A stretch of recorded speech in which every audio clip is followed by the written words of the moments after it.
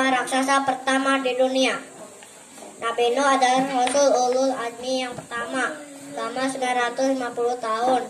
Ia tekun berdakwah untuk kaumnya siang dan malam. Suatu saat Nabi Nuh dan pengikutnya mendatangi salah satu bukit di Armenia. Ia mendatangi kaumnya yang sedang menyembah patung berhala raksasa. Lalu Nabi Nuh berkata pada mereka, "Wahai kaum, sembahlah Allah Subhanahu wa Ta'ala. Sekali-kali tiada Tuhan bagimu selainnya." Lalu para pemuka kaum yang sedang menyembah patung berhala menjawab, "Sesungguhnya kami memandang kamu dalam kesesatan yang nyata." Wassalamualaikum warahmatullahi wabarakatuh. Assalamualaikum warahmatullahi wabarakatuh.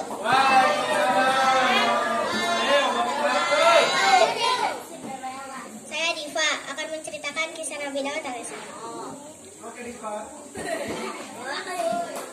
Nabi Daud alaihissalam hidup di tengah-tengah Bani Israel yang dipimpin oleh Raja Talut. Suatu ketika, Nabi Daud ikut berperang bersama Raja Talut untuk melawan Raja Daud. Di tengah perjalanan, pasukan Raja Talut satu persatu mengundurkan diri. Awal pasukan tersebut ada 8.000 orang, kemudian menyusut menjadi hanya 319 orang, termasuk Nabi Daud alaihissalam.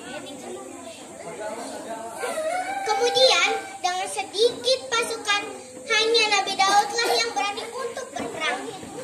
Dan ternyata dari semua pasukan, hanya Nabi Daudlah yang berani untuk maju menaklukkan Raja Talut, bahkan membunuh Raja Talut. Akhirnya setelah perang berakhir, Nabi Daud dan pasukan Raja Talutlah yang menang. Dan pada akhirnya Nabi Daud dinikahkan dengan anaknya Raja Talut. Sekian kisah Nabi dari saya. Semoga yang menonton berkah ya Allah. Amin. Assalamualaikum warahmatullahi wabarakatuh. Assalamualaikum warahmatullahi wabarakatuh.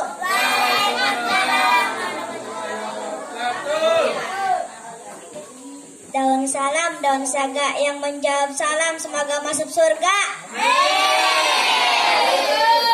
Insya Allah berdirinya saya di sini akan membacakan Nabi Harun alaihissalam. Judulnya, Nabi Harun menemani Nabi Musa untuk bertakwa. Allah Subhanahu wa Ta'ala menyuruh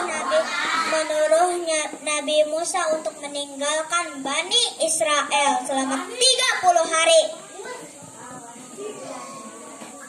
Bani Israel selama 30 Nabi Musa berpesan kepada Nabi Harun alaihissalam, Wahai Harun, pimpinlah Bani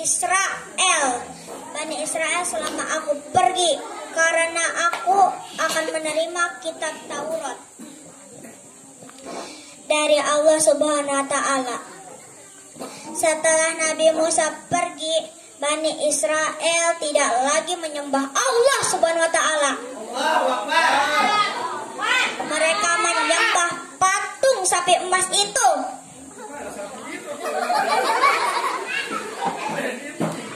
Yang dibuat sendiri.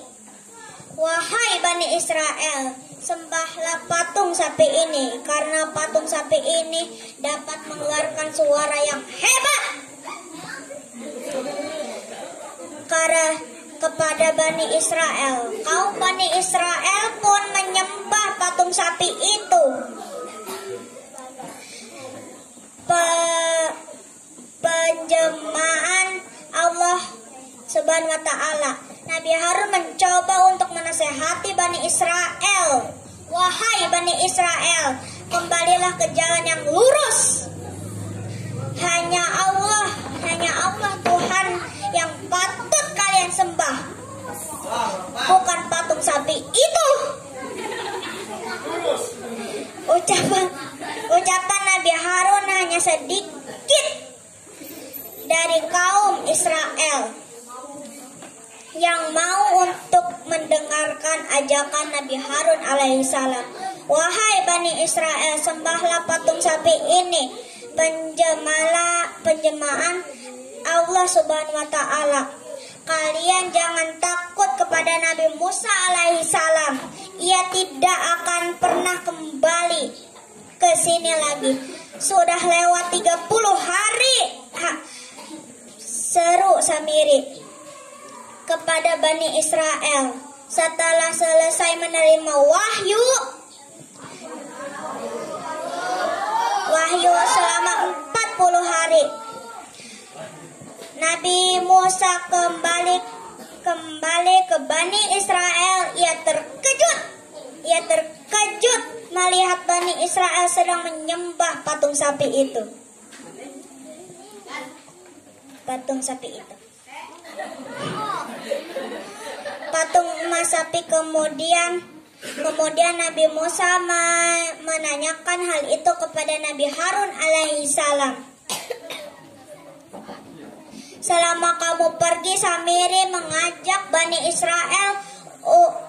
Israel untuk menyembah patung sapi itu. Musa lalu menemui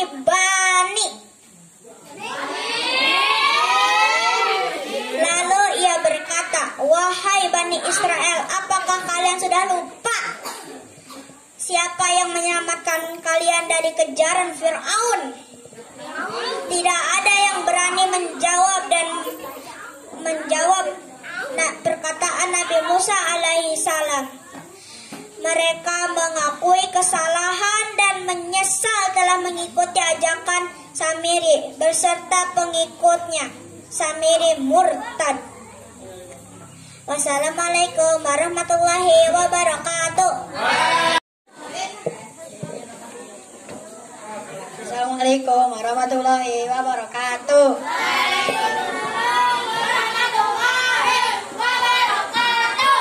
Saya akan menceritakan kisah Nabi Adam alaihissalam. Allah subhanahu wa ta'ala mengizinkan Adam dan Hawa untuk makan dan minum apa saja yang ada di surga kecuali buah kodi. Iblis yang membenci pada Adam kemudian membujuk terus keduanya agar memakan buah kodi. Setelah berbagai tipu daya dan upaya dilakukan. Wassalamualaikum warahmatullahi wabarakatuh.